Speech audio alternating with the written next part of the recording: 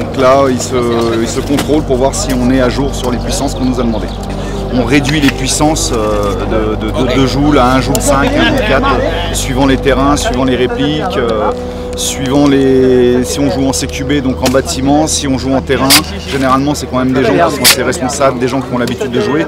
Ils ont quand même 200 personnes à gérer. Il faut absolument qu'ils mettent la main sur la sécurité parce que sinon il y a trop de blessés, quoi. Combien? 362. T'as 330. Oui.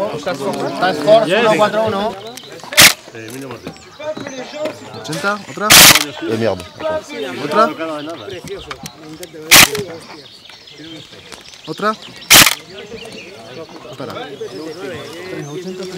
Pour 3 putain.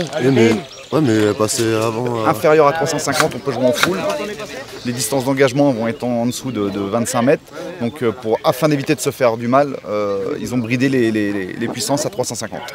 C'était celle-là que je t'ai dit à 300. Oh, il y en a plein qui sont. Il y en a plein, ils étaient à peu près à 20 FPS d'écart. 3 répliques, ok? Nous pouvons faire à vous les répliques.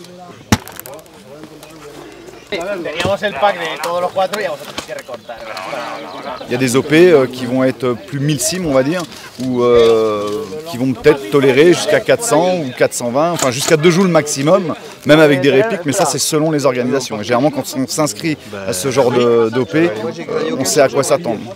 Si on n'a pas envie d'avoir mal, on ne s'inscrit pas.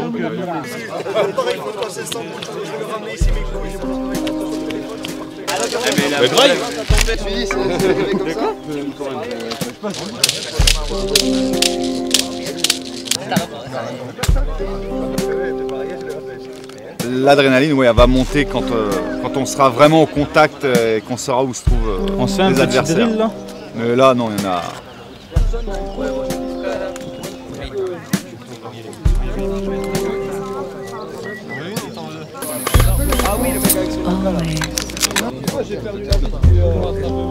It's the hips.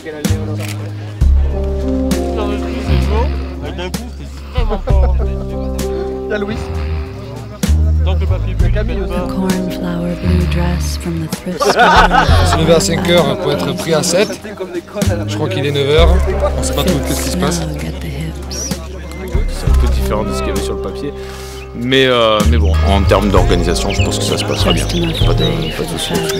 Allez, on y va. Allez, on monte ici. Whenever I dance with you.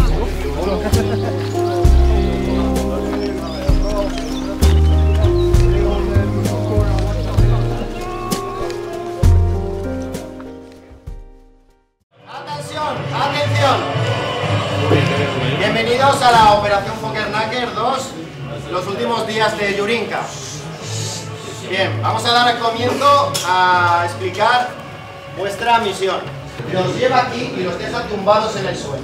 No se pueden recuperar. Desde ese momento os han neutralizado. Pour que l'ennemi prenne le point de contrôle, il faut poser les 6 mortiers couchés par terre dans la zone du point de contrôle et on ne peut plus rien faire. S'ils les ont posés, c'est mort. Para bloquearles, será la zona designada para la extracción del enemigo. Ça, c'est le point d'extraction de l'ennemi. Este es el único punto donde ellos pueden extraer. C'est le seul endroit de... Il y a pas mal de confusion au niveau de l'organisation sur ce qui était annoncé et sur ce qu'on retrouve après sur le papier ici. C'est les Américains. C'est toi le médic. C'est qui le médic? C'est moi normalement. Ah, bah alors il faut les garder. On nous oublie, etc. Bon, bref, on est la plus grosse équipe à venir et on nous oublie. C'est peut-être parce qu'on est français.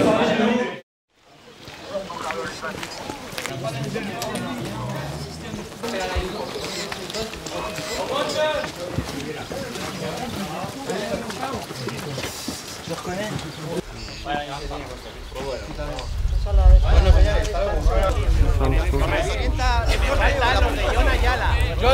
Si on se fait sortir, on va et on revient et ainsi de suite. On tourne comme ça. Si jamais on se fait prendre le point d'extraction, on recule et on recule sur le village en fait.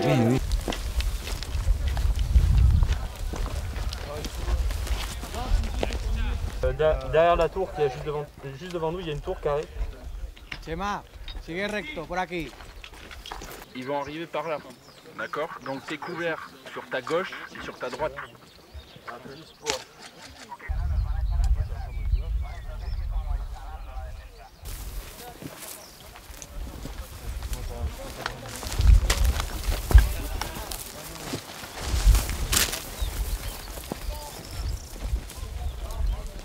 « 150 mètres devant, tu as une petite ruine sans toit. Si tu peux envoyer juste un gars en éclaireur avec une radio pour nous faire signe de la progression. »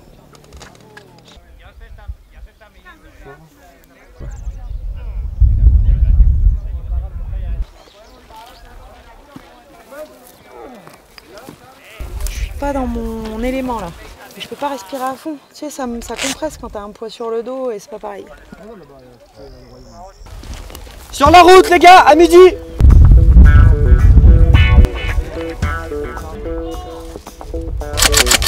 Shoot-le celui-là. Attention, attention, attention, attention.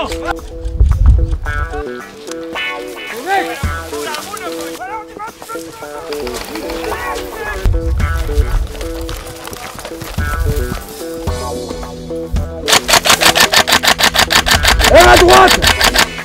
Il y en a un qui est contourné à droite. Couche-toi, couche-toi. Ah ben là en fait ils sont de la même équipe, ils s'en rendent pas compte, ils sont en train de chauffer et d'essayer de savoir. En fait ils ont contourné la baraque mais ils se signalent pas leur position. Donc, du coup ils ont l'impression que c'est un ennemi. Donc ils sont là en train de se regarder, à toi à moi. Puis au bout d'un quart d'heure, ah amigo. On voit les billes qui tapent sur les gilets et ils se baissent un peu et ils continuent de jouer. Tout à l'heure, au moment, je voyais je tire, il se lève, et hop, je le vois revenir, on fait demi-tour. Et là, le mec il était au snipe, il n'y avait même pas 5 mètres entre les deux. Et il se tire dessus quand même.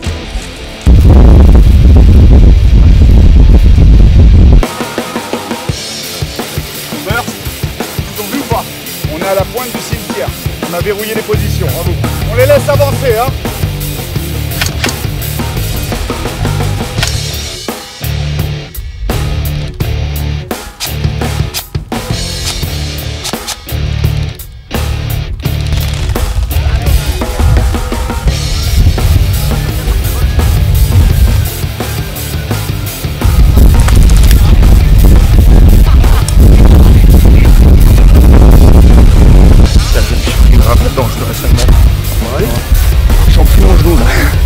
Non, c'est pas cassé. Mais...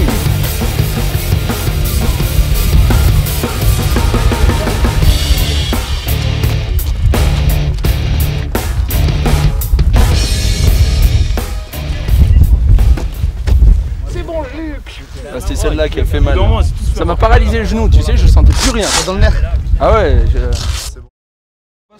Béal, comme ça, là, genre comme le truc allemand, ultra puissant.